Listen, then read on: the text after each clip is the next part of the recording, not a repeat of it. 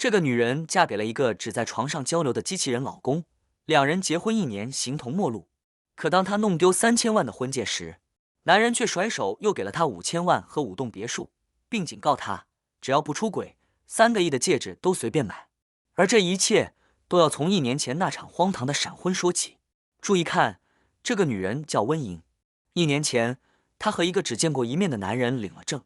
这个男人名叫江晨烨，是顶级律所的创始人，更是众诚集团的二公子，一个站在金字塔尖的天之骄子。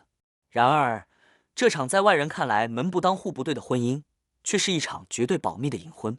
婚后1年，温莹和江晨烨除了每周2次雷打不动的床上运动，几乎没有任何交流。他性情寡淡，惜字如金，仿佛一台设定好程序的精密机器。每一次亲密，他的动作、流程甚至姿势都一模一样，连在情到浓时都会礼貌地询问他的意见。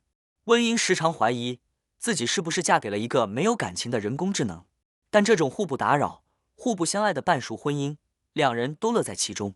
直到3天前，温莹不小心弄丢了那枚价值3000万的定制婚戒，她忐忑不安，以为这场协议婚姻会因此走向终结。当她鼓起勇气向江晨烨坦白时，这个机器人老公的反应却让她惊掉了下巴。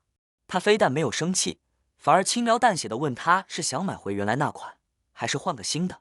更离谱的是，他直接甩给温莹一张5000万的黑卡、5栋别墅的钥匙，并告诉她婚后每个月还有300万的生活费。他强调，作为他的妻子，可以不花，但不能没有。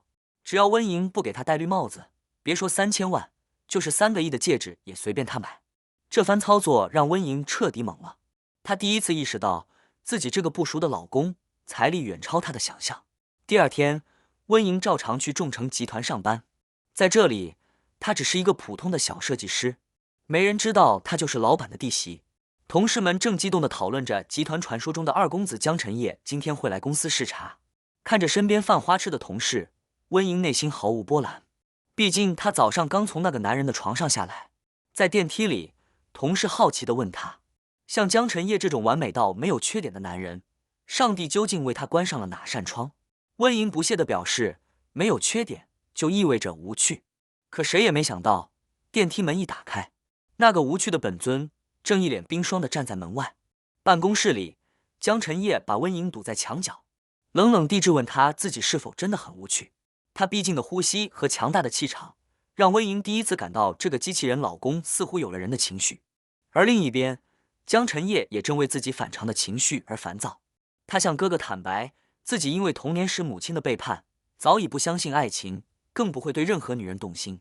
他和温莹的婚姻不过是完成家族的任务，他满意温莹不爱他，这让他感到安全。但他无法解释自己对温莹身体产生的过度欲念，他厌恶这种因别人而失控的感觉，只能将这一切归结为生理上的喜欢，与爱无关。就在两人关系微妙发酵时，一个油腻的客户冯总缠上了温莹。他垂涎温莹的美貌，见她手上没戴戒指，便断定她嫁了个穷鬼，于是开出1年300万的价格想包养她。而这堪称社死的一幕，竟然又被角落里的江晨烨听得一清二楚。男人径直走过来，眼神里带着一丝不易察觉的怒火。他告诉温莹，欺辱她就是欺辱江家，并第一次主动提出是否需要公开两人的夫妻关系，来帮他解决工作中的麻烦。那一瞬间，温莹几乎以为这个男人是在乎自己，但他很快清醒过来，江晨烨想保护的从来不是他这个人，而是将太太这个标签所代表的家族颜面。他果断拒绝了，他要靠自己的实力证明价值，而不是成为别人眼中的关系户。